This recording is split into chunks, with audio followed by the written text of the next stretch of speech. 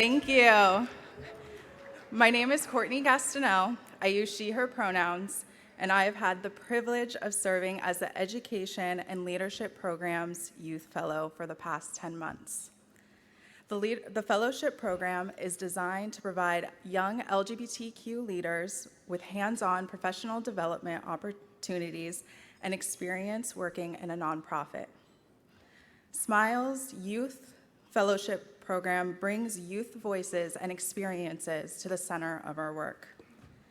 In these past 10 months, I've had the honor of working on projects like selecting recipients for the Youth Leadership Award, which were founded by Neil Starkey, and provides scholarships to youth beginning their college careers.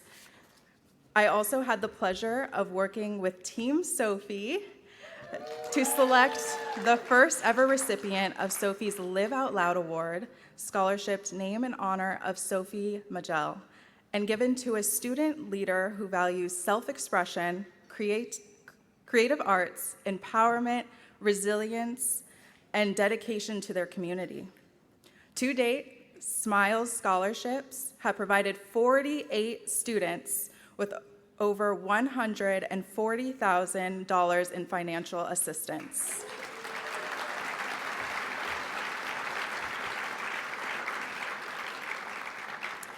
In addition, I planned the in-person event for SMYAL's youth activism camp, Rise Up, where youth came to learn how vital self-care is to their advocacy work.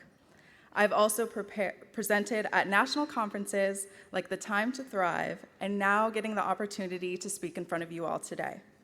However, the one program I will forever cherish being a part of is the Little SMYALs program. Now, in the beginning, my job didn't always include leading Little SMYALs. However, in my second week at SMYAL, I was asked to join one of the virtual Saturday sessions. And all I remember thinking is that they were asking me, a college student, to get up at 8:30 in the morning on a Saturday. I barely got up at 8:30 for classes, but I did it anyway, and this session stuck with me forever. The session was focused on winter vacation, so we played games like Winter Edition of Would You Rather, Winter Scavenger Hunt, and Winter Charades. However, we ended with a discussion about the holidays and how these times are particularly hard for our youth, as they sometimes see relatives who are not understanding or supportive of their identity.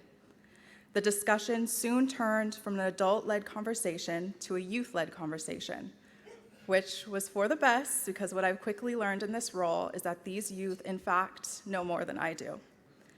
Amongst their words of encouragement, advice, and giggles, one youth stated, "You know what?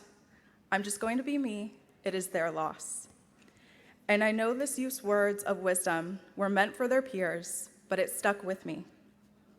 Now that my fellowship will come to an end in these next couple of weeks, I've reflected a lot about my experiences throughout SMYAL.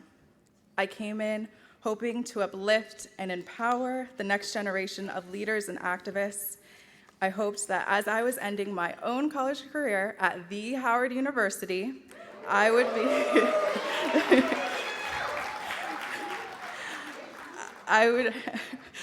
be able to help empower some youth that were about to start this new chapter of their life. I hoped I could provide our youth with the confidence and resilience to go out in the world, especially as policies and legislation are being passed to hinder our existence. Although I may have supported and encouraged these youth, I realized that they are the ones that really taught and empowered me.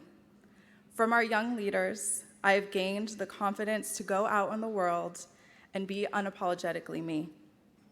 They reminded me of why I do the work that I do and provided me with a clear understanding of what I hope to achieve in this new chapter of my life. I've been reminded that the work and fight are far from over and that it is up to us to change the narrative. That is why I will continue my education in law school to keep empowering and uplifting. Thank you. To keep empowering and uplifting our youth through educational policy. And I want you to remember that piece of advice from the Little SMYAL, to never stop being yourself, unapologetically yourself, because it is someone else's loss if they never get to know you. And if I can leave you here with one lesson to take with you back into the world, it is to listen to youth, because their voices, our voices, have power.